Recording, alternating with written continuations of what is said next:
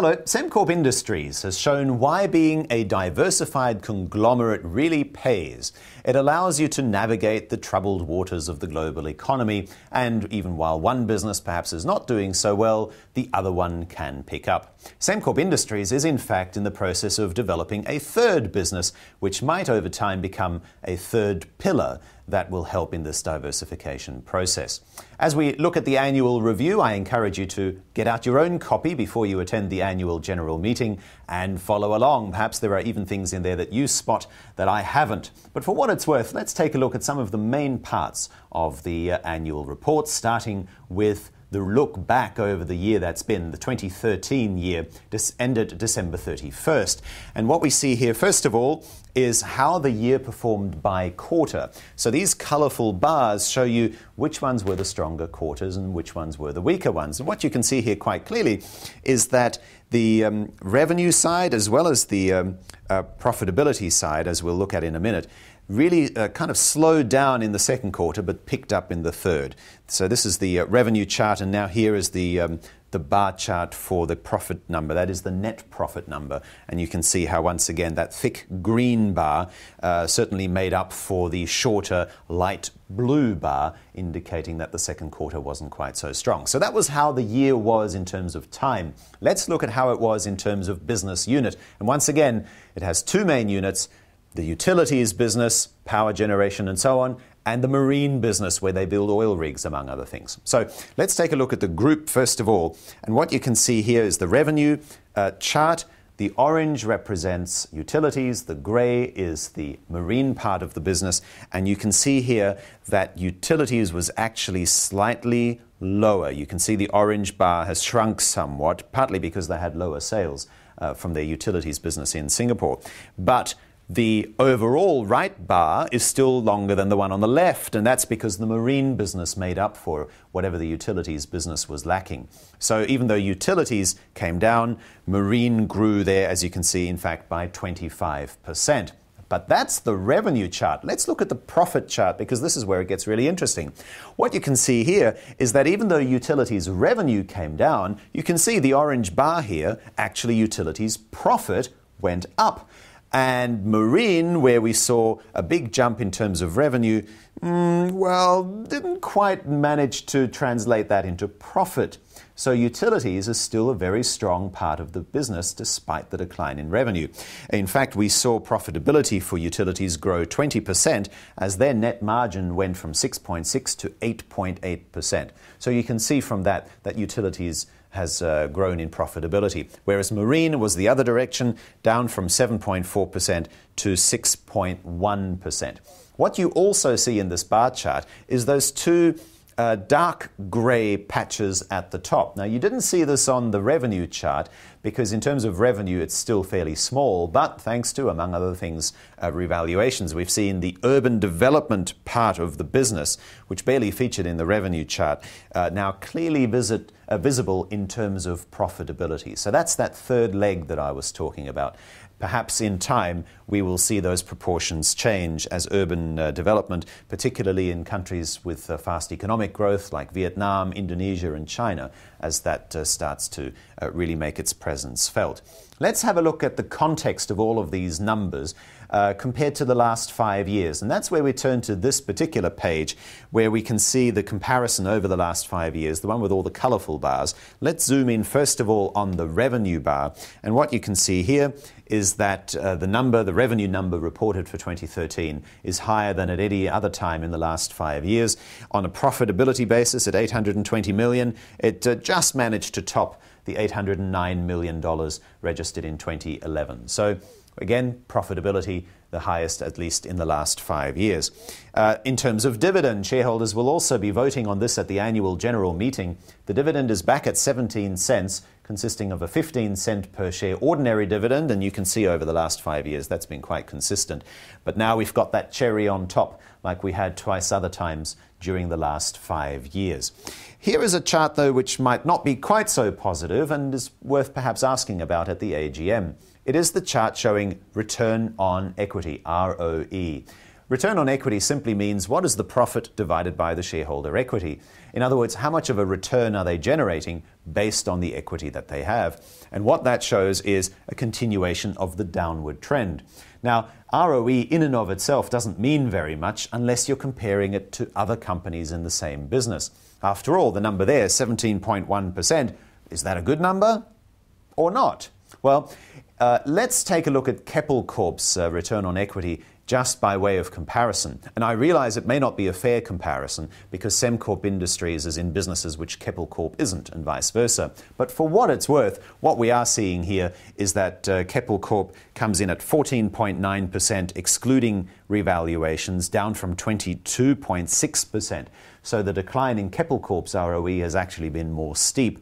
And because both of them build oil rigs in one of their major businesses, that's why I figure that might be worth comparing. So anyway, something that perhaps you might like to discuss with management, how they feel about the ROE's downward trend and whether they're worried about it at all. The management, incidentally, is these two gentlemen. They will be at the AGM, the chairman, Ang Kong Hwa, and the group president and chief executive, Tang Kin Fei.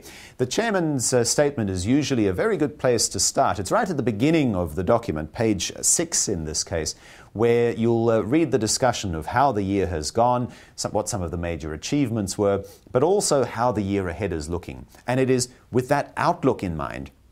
That's what I read the chairman's statement for. And follow me as I pick out a couple of main points from that. The first is here on page 9, the $60.6 million impairment of their Wilton facility in Teesside in the UK. In essence, they're now looking to fix that business in two ways. First is to cut costs and rationalize the business, right size, as they say, but also to then turn Wilton into a green hub. That's hinted here on page 9 of the chairman's statement, but you can read more about that on page 63, where they elaborate in some detail on what they're doing with Wilton. Also in the chairman's statement is this one here, this particular commentary on their Indian power plant, a 1,320 megawatt power plant in Andhra Pradesh. Andhra Pradesh is the location for where their own power plant is, but they've also bought a 45% stake in a similarly sized plant. And so India is looking like it's increasingly important for Sembcorp Industries. Referring purely to the one that they own, that one's 80% complete, and the first of the two units generating power should kick in by the second half of this year. And incidentally, here is a picture of that in the statement. In fact, this is page 64 where you can see this particular image. Onward in the chairman's statement and look at Sembcorp Marine now. The order book is the all-important figure because it's by looking at how many orders they've got coming in that we can see what the revenue is going to be like in the future. At $12.3 billion, as at the end of 2013, the number is down slightly from the $12.7 billion order book that they had at the end of 2012. These orders, though, should see them through till 2019. During the course of 2013, they also generated $4.2 billion worth of new orders. Now, let me maybe explain a little bit about the significance of these, because at $12.3 billion, that's a fairly sizable amount.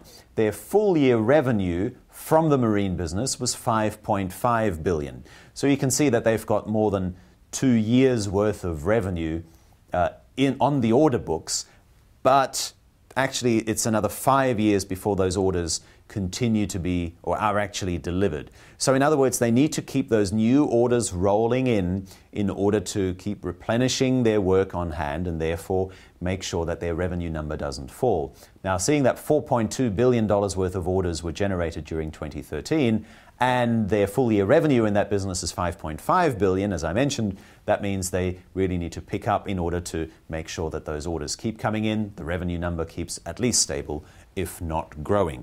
Also, what's interesting is what those orders were for. Now, during 2013, that $4.2 billion worth of orders that they got in was substantially, about 2/3, for jack-up rigs. But the order book, as at the end of the year, is about half made up for drill ships. So they had a big spurt during 2013 for jack-up rigs, but overall, most of their orders, about half, are actually for drill ships. Jack-up rigs make up about 1/6 or so of their total orders. Interesting if you're following the oil market in particular and where those jack-up rigs are being ordered. There's also mention in the chairman's statement of an MOU to perhaps build a yard in the Kingdom of Saudi Arabia, feasibility perhaps to be carried out there. Read more about it in the chairman's statement, as well as their affirmation that the $250 million Energy from Waste facility on Jurong Island, which will cater to around 1/3 of steam demand on Jurong Island, looks set to be on track for completion during the current year. So, that's the chairman's statement. Let's look further into the outlook. And for that, turn in your annual report to page 66. That's where you see this page. And let's now zoom in on that timeline on the left there, because what they've detailed is not just the things that they've done during 2013, but the things that they're going to do. So from an investor's perspective, it gives you some idea of where the company is going and when these projects will be launched. From top to bottom, this timeline takes us out by 2 years, so to 2016. What you see there in orange is the Thermal Power Tech Corporation India project, which I've mentioned before. That should be completed in 2015. In blue, you see the Fushun water treatment plant, due for completion end of 2014, as well as several others, one in the UAE and some in China, and the Huanghua wind power capacity expansion, noted there in green, should be completed by the first half of 2015. And then looking at the bottom of that timeline, some more. The NCC Power Project should start in 2016. That's the one that they bought 45% of. We also have in blue another industrial wastewater treatment plant in China, and also in green that Energy from Waste facility and the Wilton 11 Energy from Waste facility about 2 years out from now. Once again, a good way to gaze into the crystal ball to see what the future holds. Now, some additional points to note. Here in particular, page 69, I did mention the outlook. And let's zoom in particular now to the utilities and marine business. What we're seeing here is that competition is expected to be intense in the Singapore power and gas market. Singapore makes up about half of the utilities revenue. Overseas is set to expand even further. So one thing that this hints at is that perhaps overseas is going to be more important in future. We'll have a greater share of revenue or contribution of revenue in years to come. What we also read is the commentary here about the energy and water projects. Nothing specific in terms of numbers, but they're talking there about delivering long-term growth. So perhaps in the short term we can't see too much of a spike, but over the long term the value of these various projects, given their track record, should make its presence felt. Turn to page 75, and that's when we arrive at this page. And what you see here is commentary about how the marine business is looking like. And this one is perhaps a little bit more important, because what we've seen in the marine business, revenue increasing but profitability falling. And what it says in essence is that the global economy remains fragile and uncertain, words that they have used, fragile and uncertain. The Sembcorp Marine is going to just steady as she goes, focus on the core business, deal with the tight labour market that we're seeing in Singapore at the moment. And the last line here in this breakout is perhaps the most telling. It says that margins remain challenging. Margins remain challenging, quote unquote. So once again, that decline in margin that we saw during 2013, this hints at the fact that perhaps we will see further margin erosion during the current financial year. Now, on to page 79, and I did mention that utilities and marine were the two main pillars. Now it's the urban development part of the business, which once again is very small, barely shows up on that chart of revenue, but could be with the third pillar in years to come. And on page 79, they give their outlook. The order book there, this is expressed in hectares. 281 is the number at the top of the year under review chart, 281. Now that doesn't sound like a lot, and it probably isn't, because on page 81 it then says that they have 11 projects with more than 10,000 hectares in gross project size under their belt. So 281 compared to 10,000 obviously is a relatively small number. Listen out at the AGM for further commentary on how they're looking to develop that in years to come and how they're going to grow it into that third pillar. Almost done. Let's now look lastly at some key pages in the back part of the annual report. So we've gone past all the photographs of the ships being developed and so on in the earlier part, and let's now look at these sections here in green. Page 231 is where this one comes from. It shows you where the debt is. Now, Sembcorp Industries is actually in a net cash position. In other words, it has more cash on the balance sheet than it has debt.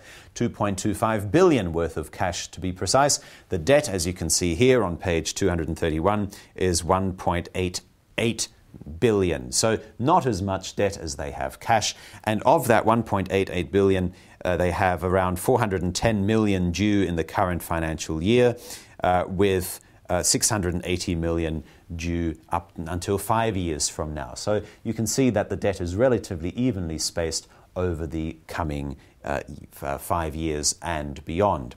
And I also just wanted to draw your attention to this particular page over here. It shows you some of the resolutions. Among the resolutions being voted on are Resolution 8 and 9. This is always of interest for retail investors, so I thought I'd break this out for you. In essence, the company is looking to get your approval for directors' fees of 1.6 million during the financial year ended December 31st, 2013. That should be about $1 million more in Resolution 9 for the 2014 year. The number of shares, or the amount of money's worth of shares to be, restricted shares to be precise, to be awarded under their Sembcorp Industries restricted share plan should also increase, not quite double, but certainly around 50% again. All of these topics to be discussed at the annual general meeting. Here is the date, time and venue. And if you're going along to the annual general meeting, make sure that you take the annual report with you, look at it yourself, read it yourself before you go, and make informed decisions about how you vote when you are at the AGM.